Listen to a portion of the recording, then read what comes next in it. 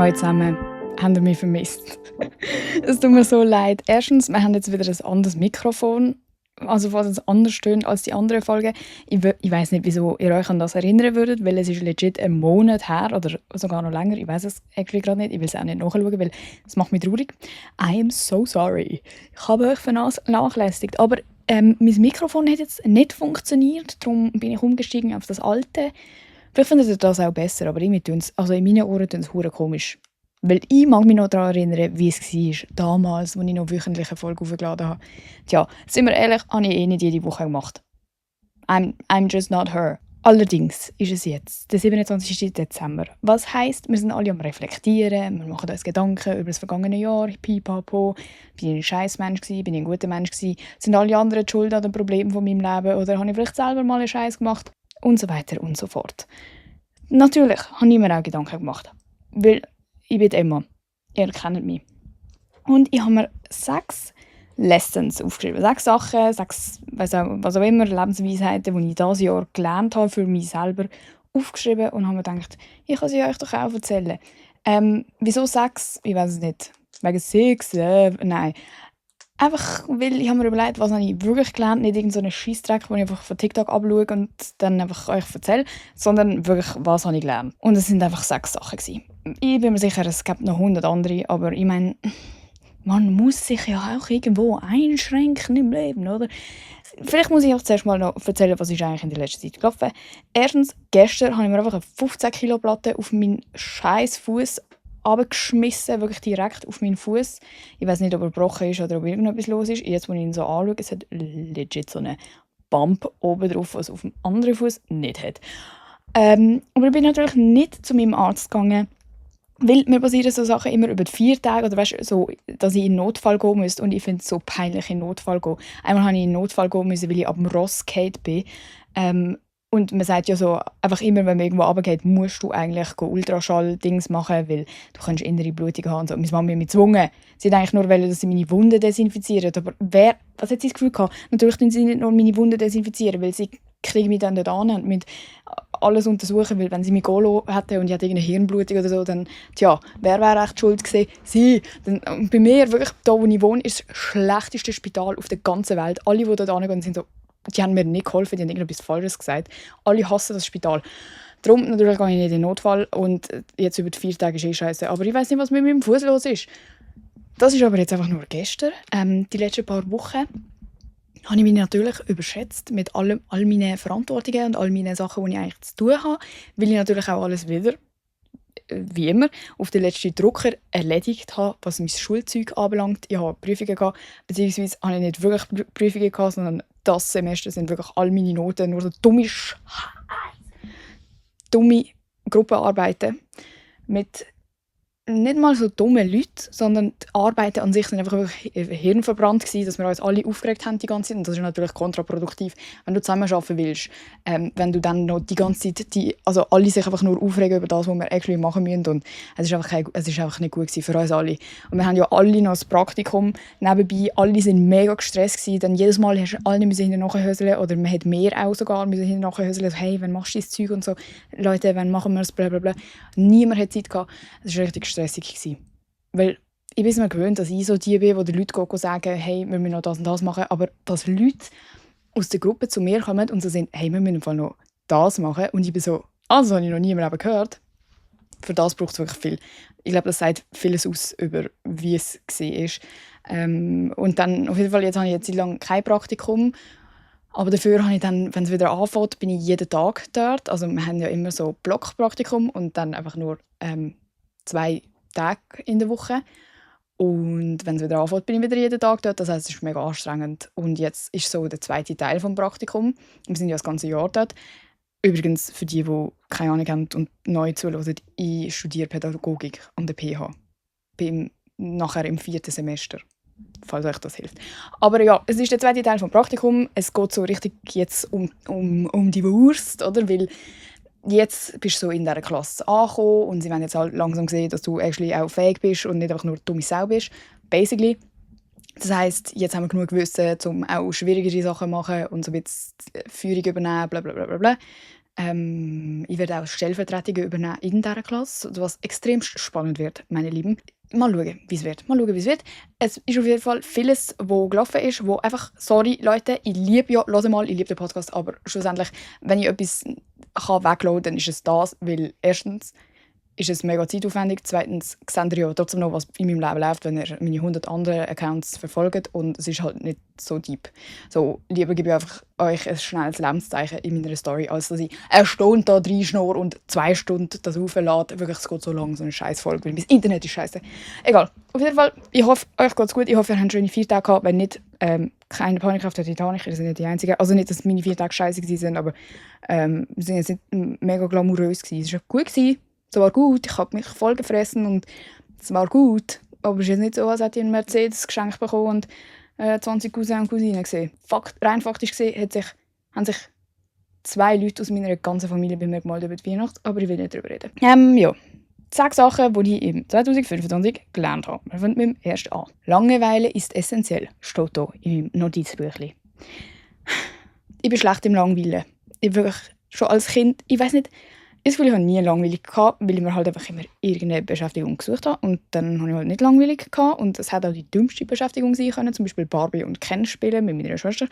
Und dann genötigt werden, um irgendwelche Sachen zu machen, die ich nicht machen will mit diesen Barbies, weil ihre Kolleginnen gerade keine Zeit hatten und dann ich einfach anheben musste. Und dann habe ich immer die hässlichste Barbie müssen nehmen, aber es war okay gewesen, weil es ist mir nicht langweilig gewesen. Was habe ich sonst noch gemacht? Wow. Wenn mir über den Sommer langweilig war, in der Sommerferien, hatte ich nämlich immer langweilig gehabt, so quasi, weil obviously in der Sommerferien, in Graubünden hast du irgendwie 8 Wochen Sommerferien gehabt in der Primar. Oder noch länger, ich weiß es nicht, aber es ist mir extrem lang vorgekommen als Kind. Dann habe ich angefangen, mir so Fake-Schulaufgaben selber zu schreiben. Das ist krank. Ich habe das letzte Mal wieder gefunden und gedacht, spinnst dir eigentlich? Ist etwas mit denen gut?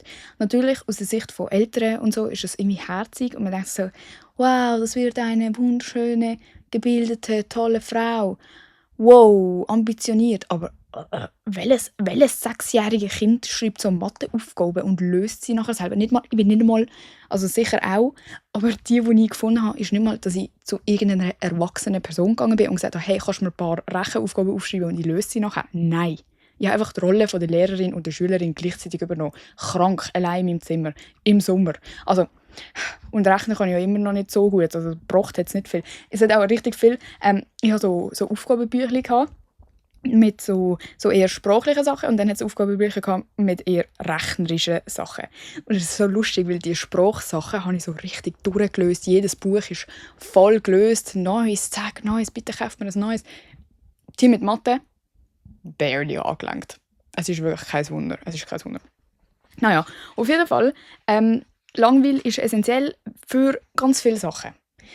Heisst das, dass ich gerne langweilig habe oder dass ich jetzt das Jahr mega viel langweilig hatte? Nein, aber es hat mehr Momente gehabt, glaube ich, dieses Jahr als sonst irgendwann, wo ich mir so dachte, was mache ich jetzt?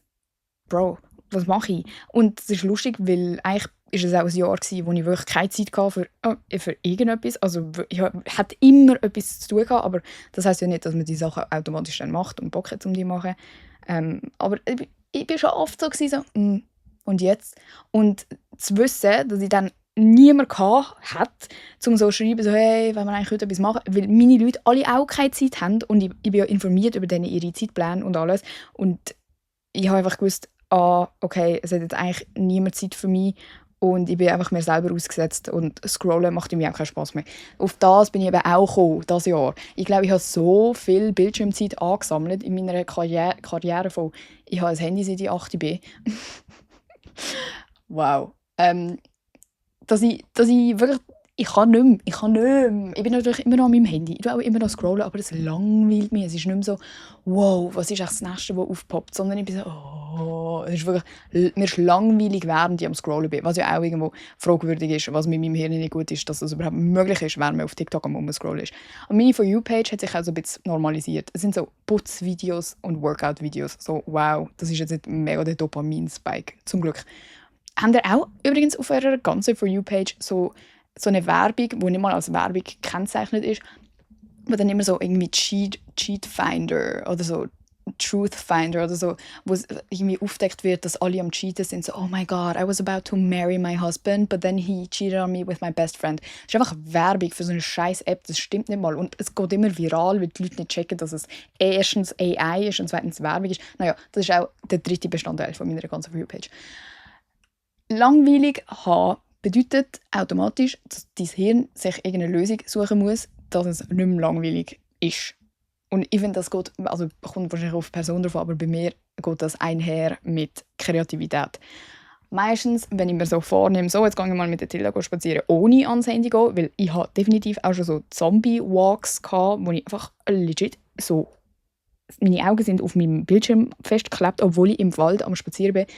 Das verstehen aber auch nur Leute, die wirklich Hunde haben und immer mühen spazieren. Irgendwann ist es nicht mehr mega magisch, toll, krass im Wald zu sein. Es ist einfach ein bisschen langweilig. Und dann geht man halt mal ans Handy. Okay, aber ich nehme mir dann bewusst vor, so, hey, Emma, chill mal ein bisschen, leg das Handy einfach mal weg.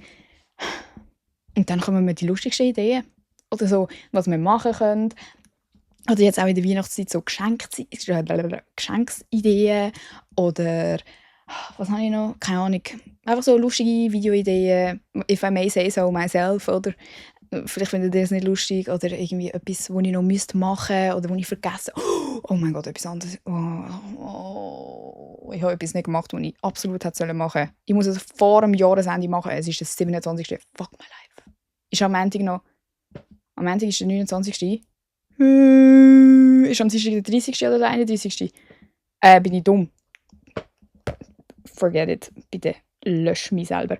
Naja, langweilig haben ist gut. Es fühlt sich auch an mich sehr einsam an. Also bei mir auf jeden Fall, weil ich eben gewusst habe, so, aha, es ist jetzt nicht, dass ich irgendwie langweilig haben kann und meiner Kollegin schreiben kann, sondern es wird mir keine Sau antworten. Zu Recht. Das haben ja alle ihre 7 Sachen. Aber es war auch so, okay, es rettet mich niemand. Es ist, Und dann gleichzeitig habe ich nicht genug langweilig gehabt, um irgendetwas Gescheites daraus zu machen. Es ist nicht, dass ich dann aus Langweil irgendwie eine Masterarbeit schreibe. Weißt du, was ich meine? Das sind so kleine Sachen. Aber es hat trotzdem Spass gemacht, um mal langweilig zu haben, weil ich habe mir auch viele Gedanken gemacht über Sachen, die früher passiert sind oder wieso genau was auseinandergegangen ist oder weiß auch nicht, ganz verschiedene Sachen einfach zu meinem Leben, wo ich, wenn ich halt so viel zu tun habe, ist es für mich so einfach, das alles zu verdrängen und keine Gedanken daran zu verschwenden. Ich vergesse legit alles, was in meinem Leben passiert ist. Aber wenn ich dann halt mal darüber nachdenke, dann bin ich so, das ist ja auch noch passiert. Vielleicht sollte man sich mal ein paar Gedanken über das machen. Und dann mache ich mir actually Gedanken darüber. Vielleicht bin ich dann auch ein bisschen trauriger, als ich sein sollte oder nachdenklicher, aber ich glaube, so langfristig ist es eine gute Sache. Und vor allem gibt einem das auch die Möglichkeit, sich selber ein bisschen mehr kennenzulernen.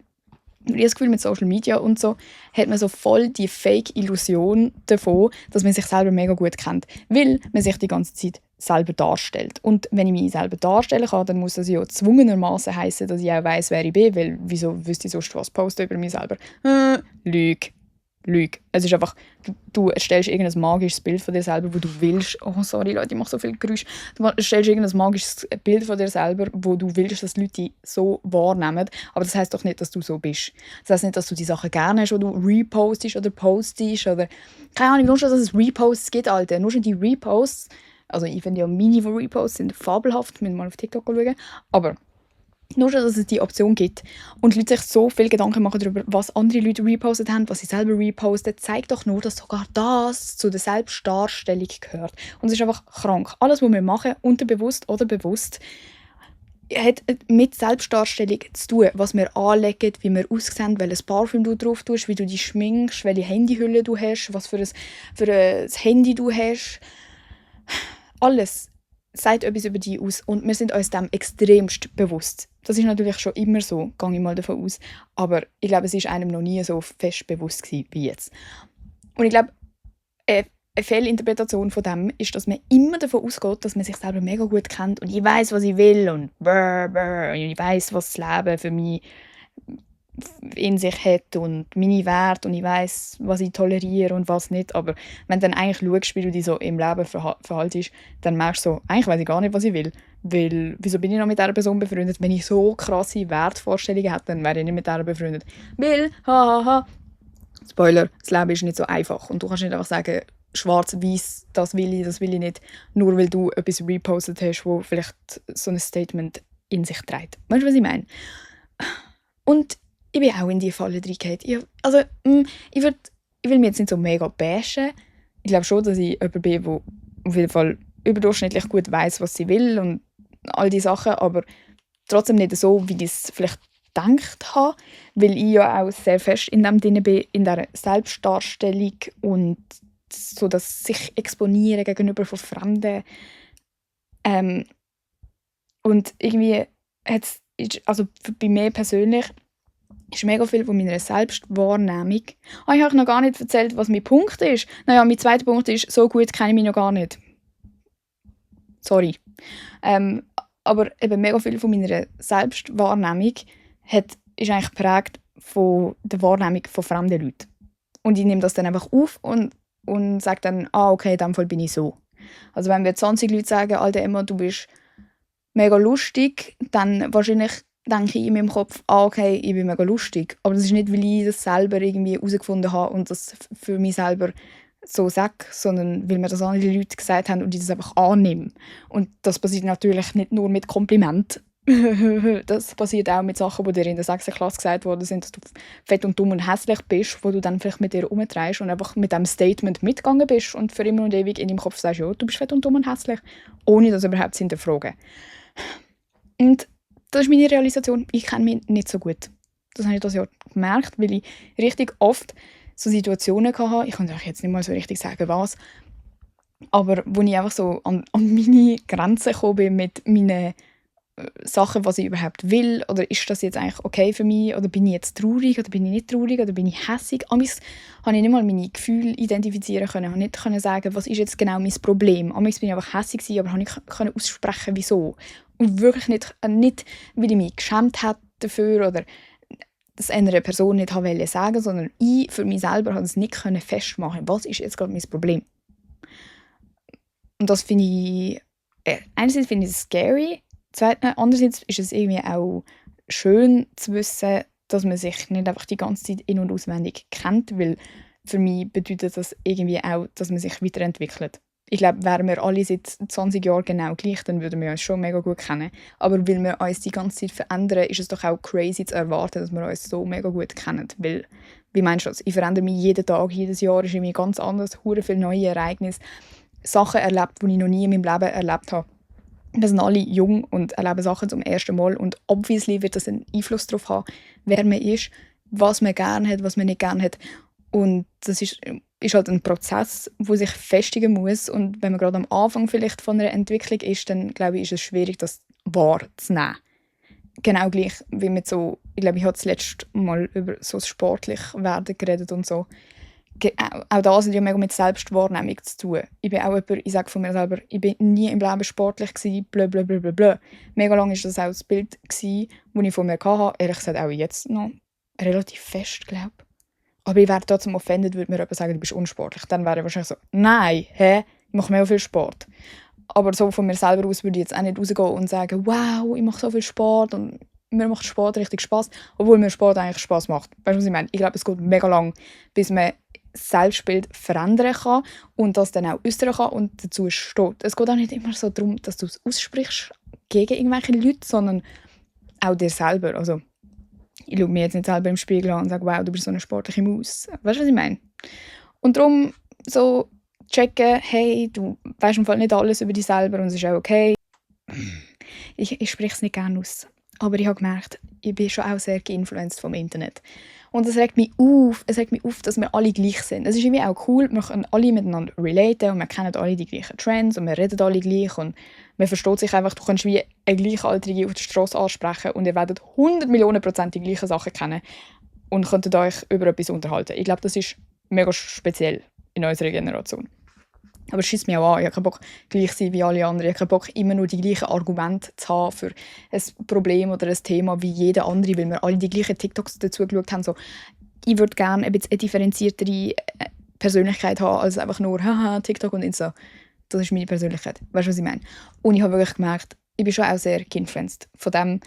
Und das hat mich mega eingeschränkt, auch in meiner Kreativität, gerade auch jetzt so auf den Podcast bezogen, weil über was will ich reden? Die Sachen, die ich darüber rede, sehen ihr alle auch auf Social Media. Die Sachen, die mich inspiriert haben, zum Erfolg zu machen, sind wie nicht andere Sachen als die ihr seht. So, ich würde gerne Inspiration holen von meinen eigenen Sachen und Sachen, die ich in meinem Kopf zusammengedichtet habe und nicht erst dann, wenn ich gesehen habe, jemand anderes hat auch über das geredet. Das heisst, es macht es relevant oder wichtig oder richtig. Ich habe keine richtige Konklusion zu dem oder so. Das ist einfach etwas, was ich gelernt habe das Jahr. Und dass ich mich gerne mehr kennenlernen würde, aber auch nicht so mega obsessiv, so Bro, chill. Dann kenne ich mich halt nicht so gut, aber ich glaube, es ist schon wichtig, gerade in Bezug auf Wertvorstellungen oder Erwartungen an andere Leute, dass man seinen Standpunkt kennt und aber auch damit klarkommt, dass sich dieser Standpunkt auch verändern kann. Also ich weiß nicht, mega lange bin ich so jemand gewesen, dass ich alles akzeptiert habe, was die Leute gemacht haben, weil sie können ja nichts dafür und sie sind so arme Wesen und ich kann sie retten und weisst, ich habe ja so ein gutes Herz, dass man mir alles antun kann.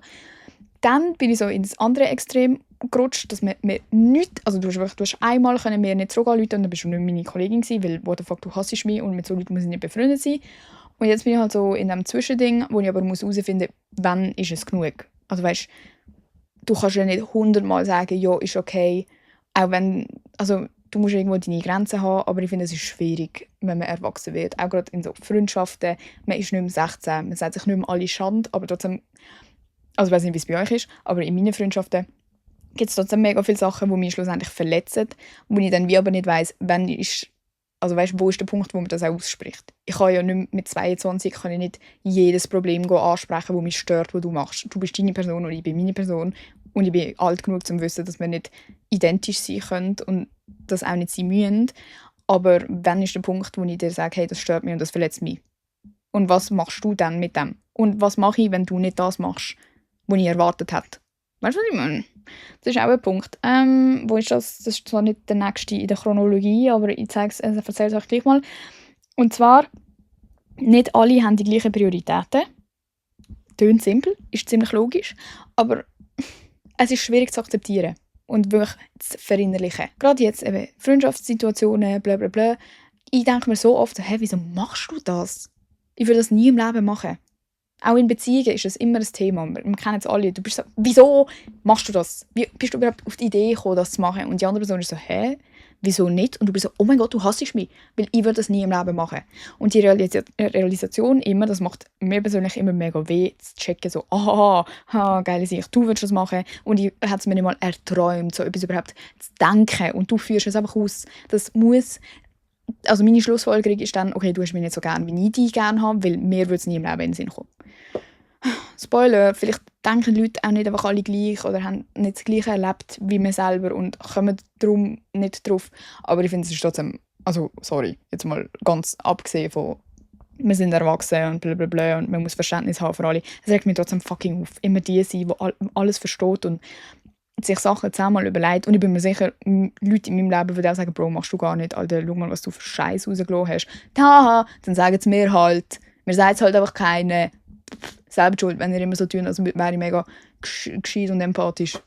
Dann haben mich halt manipuliert, um das zu denken. Aber so, ich habe das Gefühl, ich überlege mir wirklich immer so im besten Interesse für meine Mitmenschen, was ich mache. Logisch bin ich auch hässig oder sage etwas Dummes, aber sogar wenn ich hässig bin, dann bin ich hässig auf dich, weil ich mir denke, bist du dumm, dass du nicht siehst, dass das, was du machst, schlecht für dich ist. So, ich will immer die Leute nehmen und wachrütteln und gut sein so für ihr Leben. Nicht mal für die Person und mich, sondern für das Individuum.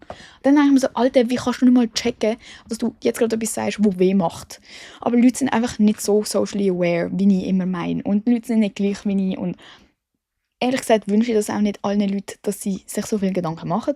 Darum finde ich es eigentlich ja gut, wenn sie nicht so sind. Aber gleichzeitig bin ich auch so, Alter, okay, in dem Fall haben wir nicht die gleichen Prioritäten. Wir haben nicht alle die gleichen Wertvorstellungen, wir kommen alle aus verschiedenen Hintergründen und das festigt sich jetzt halt viel mehr, habe ich das Gefühl. Das Gefühl, als wir jünger waren, haben wir einfach alles Gleiche gemacht, ohne das gross zu hinterfragen. Du hast aber einfach so, ja, vielleicht hast du gar nicht das Gleiche gedacht, aber hast einfach mal mitgespielt und so. Und jetzt sind wir halt alle in einem Alter, wo wir dazu stehen, was wir denken und einfach irgendwie Meinungsverschiedenheiten vielleicht aufkommen oder Leute sich auch eben nochmal mega entwickeln in eine andere Richtung und du merkst es dann, obwohl du schon mega lange befreundet bist und so denkst, hä, aber du bist doch immer gleich gewesen, wieso bist du nicht mehr gleich? Tja, weil wir halt erwachsen werden, Pech. Das kann auch sein, wenn man schon lange gut befreundet ist oder einfach nur, du bist gut befreundet. Ich meine, das macht dann halt auch umso mehr weh, wenn du checkst, aha, die Person sieht das nicht gleich. Und die Person kennt mich vielleicht auch gar nicht so gut. Und dort habe ich auch schon viele Gespräche gehabt mit jemandem, wo mir sehr nachsteht, wo mir auch gesagt hat, aber im Fall immer, du lässt die Leute auch nicht so teilhaben, wie du meinst. Wie sollen die Leute dich gut kennen? Du lässt sie literally nicht teilhaben. Und ich bin so, was, Alter? Was?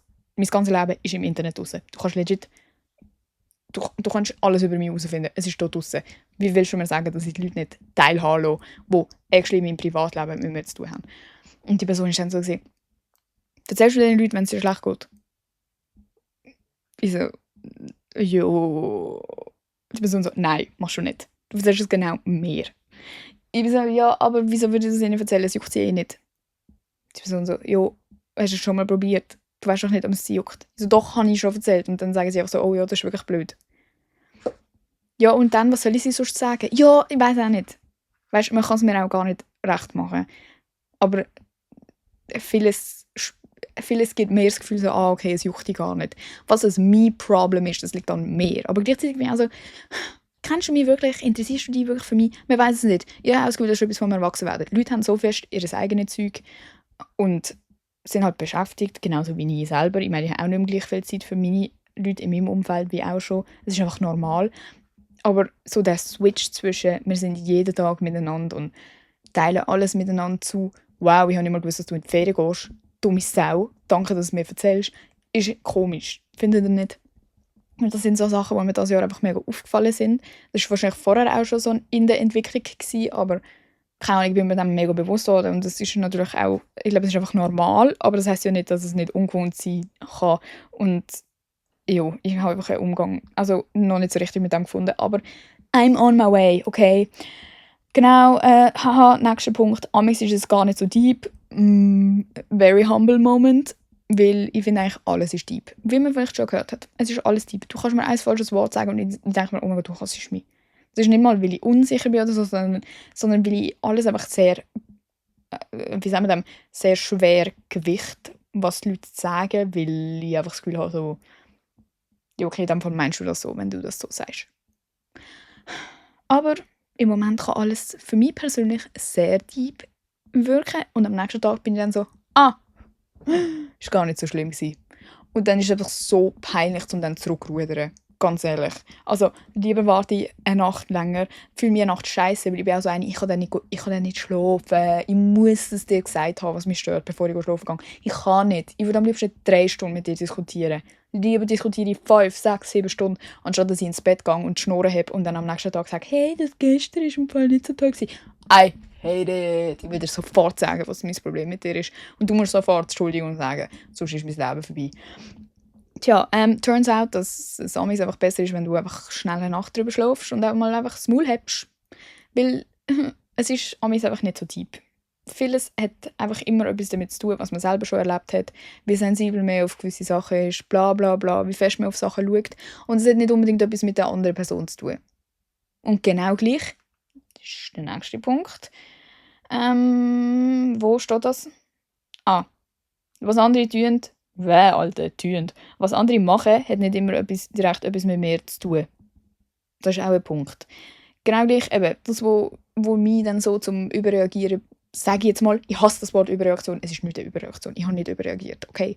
Aber objektiv gesehen, zum Überreagieren bringt, ist von der anderen Person vielleicht nie so gemeint gewesen. Und für mich ist es einfach ein Problem wegen Sachen, die ich sonst erlebt habe oder bla bla bla bla bla. Genau gleich ist es aber auch umgekehrt. Was die anderen Leute mir an den Kopf werfen oder mit dummes Zeug sagen oder merken sie, dass ich Streit habe mit Leuten. Side note. Aber weißt du, was die Leute sagen, das hat wahrscheinlich nicht mega viel mit mir zu tun. Oder dass jemand vielleicht unsensibel ist oder unüberlegtes Zeug sagt, das hat doch nichts mit mir zu tun, ich kann doch nichts dafür. Aber meine Tendenz ist gleich, das so auf mich zurückzubeziehen und so zu denken, was habe ich dir gemacht? habe ich dir einen Joghurtbecher geschissen oder was? Also weißt du, so, was hab ich dir angetan, dass du jetzt so zu mir tust? Aber sind wir ehrlich, es hat nichts mit mir zu tun. Es ist einfach, die Leute sind so verdingst in ihre eigenen Probleme und eigenen Erlebnisse und spiegeln einfach alles gegen aussen, was sie in sich haben. Und man sagt ja auch immer, jede Reaktion, alles, was man macht, ist eigentlich eine Reflexion. Reflexion oder Reflexion? Ich glaube, Reflexion vom eigenen Denken und Erlebnis und bla bla bla bla bla. Und man projiziert dann einfach alles auf die anderen Leute. Ja, Spoiler, wir machen das alle. Das heisst, ich bin auch nicht ausgenommen von dem, was einfach alles noch komplizierter macht, weil man dann denkt, okay, aber wieso nervt es mich dann so, wenn du ein Arschloch zu mir bist? Heisst das, dass ich selber ein Arschloch bin? Nein, bin ich nicht, aber vielleicht andere Leute in meinem Leben, die mich verletzt haben. Und es ist einfach anstrengend. Es ist einfach anstrengend.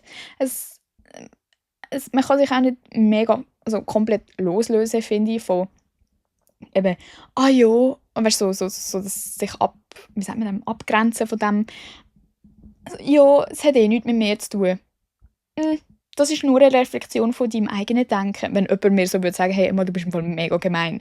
Und ich würde sagen, ja, tja, das heisst einfach, dass du findest, du bist selber gemein, hat nichts mit mir zu tun, muss nichts ändern. Natürlich nicht, Mann. Aber ich glaube, es hilft schon, um so zu checken, okay, alle haben ihre eigenen Probleme und die Probleme tragen sie jeden Tag mit sich und reden nicht darüber und interpretieren Sachen. Ich meine, nur schon basierend auf was du in deinem Leben erlebt hast, wirst du ja den gleichen Satz, werden 6 Leute komplett anders interpretieren. Basierend auf Ton oder Mimik oder Gestik, die die Person beim Sagen hat, sehen wir alle etwas anderes, je nachdem, wie wir halt aufgewachsen sind. Es gibt im Fall ohne Scheiß, es gibt Leute, die checken nicht einmal, wenn du passiv-aggressiv mit denen redest, weil die sind nicht so erzogen worden, die sind nicht mit dem aufgewachsen, dass man sie mal von der Seite schräg anschnauzt. Die sind dann einfach so, okay. Du bist so, ich habe gerade probiert, die zusammenschießen, wieso checkst du es nicht? Weil die Leute nicht so aufgewachsen sind. Und umgekehrt, Leute, die halt sehr fest mit dem aufgewachsen sind, sehen jeden zweiten Satz als einen Angriff, obwohl die Person gar nichts sagen wollte. Weil du vielleicht die ganze Kindheit immer schräg angedingst worden bist und alles falsch gesehen und alles outpointed worden ist. Tja, die dumme Kindheit, die verfolgt uns alle. Aber das hat halt nicht immer alles etwas mit sich selber zu tun. Und es ist auch, ich weiß nicht, wie ich mit dem umgehe, ehrlich gesagt, aber ich weiß es. Okay, ich habe es gelernt. Es ist okay. Wir sind alle anders. Es ist nicht so deep. Es hat nicht immer die Schuld an den Sachen. Dann, oh mein Gott, mein letzter Punkt schon. Jetzt bin ich richtig durchgeraced. Aber mein letzter Punkt. Die Wichtigkeit von Zielen steht da. Ich habe dieses Jahr wirklich so gemerkt, dass ich ja auch Sachen kann. Was mega dumm tönt. Weil ich bin noch nie irgendwie schulisch unbegabt gsi oder unambitioniert. Ich habe schon immer viele Sachen geschafft und es gut gemacht, alles, was ich gemacht habe. Ich bin so jemand, ich muss alles gut machen. Wisst ihr vielleicht mittlerweile auch.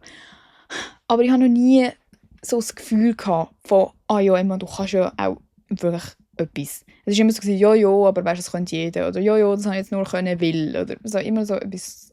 Aber dieses Jahr, weil ich es vor allem sportlich irgendwie probiert habe, ist mir irgendwie wirklich so aufgefallen, ich habe mir Ziele gesetzt und ich habe die auch erreicht und sie sind auch erreichbar gewesen. Sachen, die ich nie im Leben gedacht habe. Ich bin zum Beispiel, Leute, haben ihr auch nicht mitbekommen, ich bin 10 Kilometer gejoggt. Für andere Leute ist das nichts, für mich ist das crazy. Hättest du mir vor einem Jahr gesagt, Emma, du kannst im Fall 10 Kilometer joggen, wäre ich so, bist du dumm? Was redest du? Und einfach so kleine Sachen erreichen, nicht, dass 10 Kilometer eine kleine Sache sind, das ist eine grosse Sache für mich. Aber so, nur schon, Emma, du bist wirklich die Mehrheit vom ganzen Jahr 3-mal in der Woche mindestens im Gym gewesen, ist für mich crazy. Ist crazy. Und dass ich das selber anbekommen habe, nicht weil mich jemand dort angepeitscht hat oder sonst irgendetwas, sondern weil ich das einfach machen wollte, hat mir mega viel gegeben und ist auch mega etwas, das losgelöst ist von externen Einflüssen. Das hat nichts damit zu tun, was mein Freund von mir denkt, was meine Mutter von mir denkt. Also vielleicht so Sportsachen sind vielleicht noch weniger losgelöst von anderen Leuten, aber so rein theoretisch so Achievements, wo man auch für sich selber ein Ziel gesetzt hat und das dann auch erreicht hat, sei das irgendeine Note oder irgendein Buch fertig lesen, das ist bei mir immer so, oh mein Gott, jetzt 100 Seiten noch und dann blablabla. So, nur schon das fühlt sich ja mega gut an, wenn du es dann anbekommst oder irgendwie, weiß auch nicht, irgendein Projekt oder weiß doch auch nicht.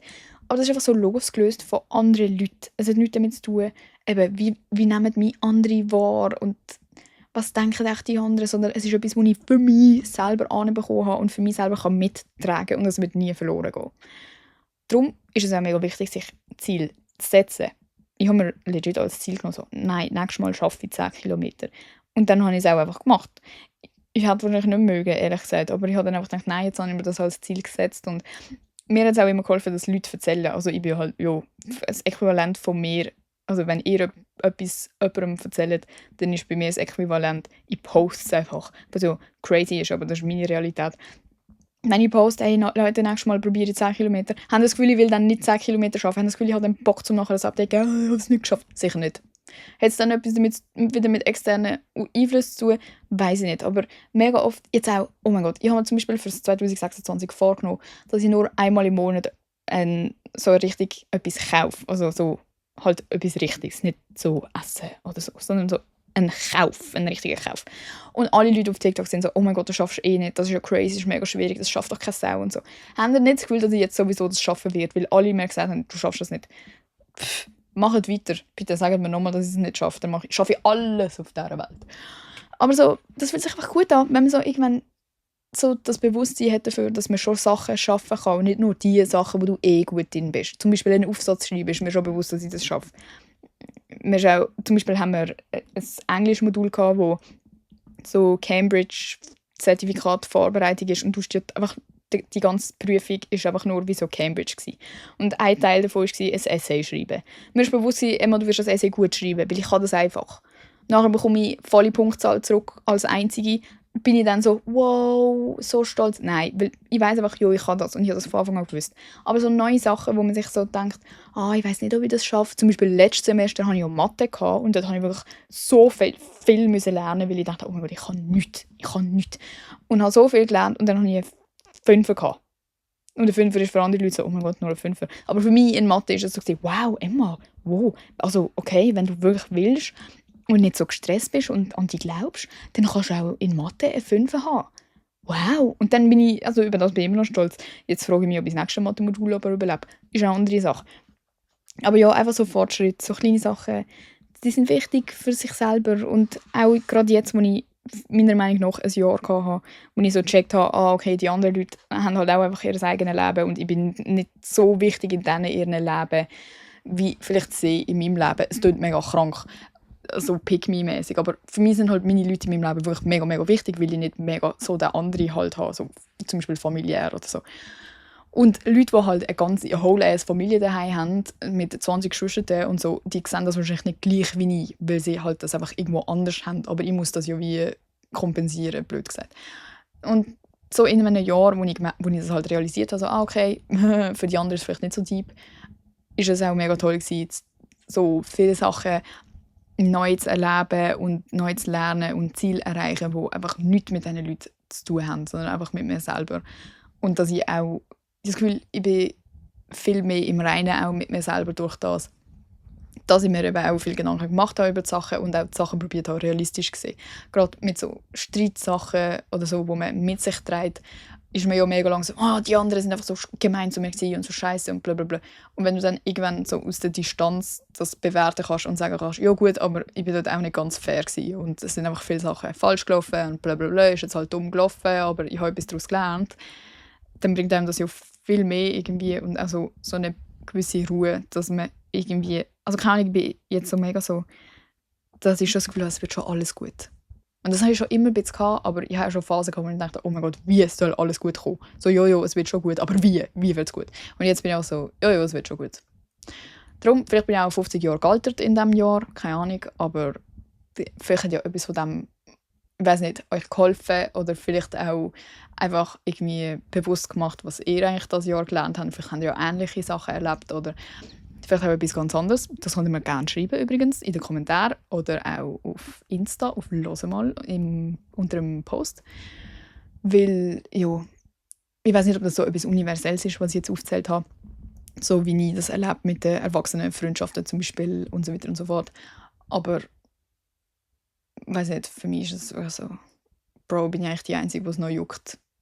Was auch einfach nervig ist. Ohne Scheiß, ich habe keine Lust mehr. Aber es ist okay, weil ich mag ja meine Freundschaften und manchmal ist es halt anstrengend und ich bin sicher auch eine anstrengende. Anderes Thema zum Abschluss der Folge, wenn ihr euch fragt, was auf meinem Social Media passiert ist, wir wissen es selber nicht. Ich habe so als Spass angefangen, Schweizer Hochdeutsch zu reden und jetzt plötzlich sind alle Deutschen bei mir. Es hat schon immer ein paar Deutsche gehabt. Ich habe schon ein paar Hochdeutsche-Eras auf meinem TikTok-Account, wo ich immer wieder so Bits gemacht habe, aber mich dann geschämt habe. Jetzt sind wir einfach vollkommen durch mit dem Schweizer Hochdeutsch, weil die checken alle nicht, dass ich eigentlich normal reden könnte. Die meinen wirklich, dass ich so rede und ich finde es wirklich extremst lustig. Es macht mir so viel Spass und darum ist es mir auch egal, dass es cringe ist. Ich finde es einfach auch cringe, aber es ist einfach lustig. Darum, wenn ihr ein Video von mir seht, wo ich Schweizer Hochdeutsch rede, lacht mit. Ich meine es natürlich nicht ernst.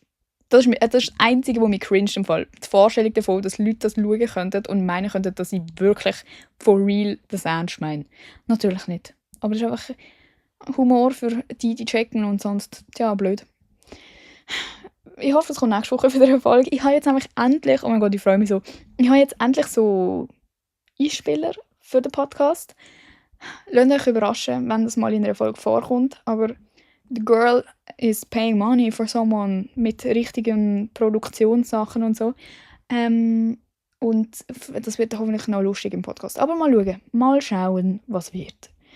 Ich freue mich, wieder mit euch geredet zu haben. Ich hoffe, ihr habt mich noch lieb. Und ganz einen guten Rutsch, dann, wenn es soweit ist. Wir hören uns im neuen Jahr. Haha, jetzt schon wieder ein Jahr ohne mich. Haben wir jetzt gerade schon ein Jahr ohne mich gehabt? Nein, macht's gut. Und bis bald.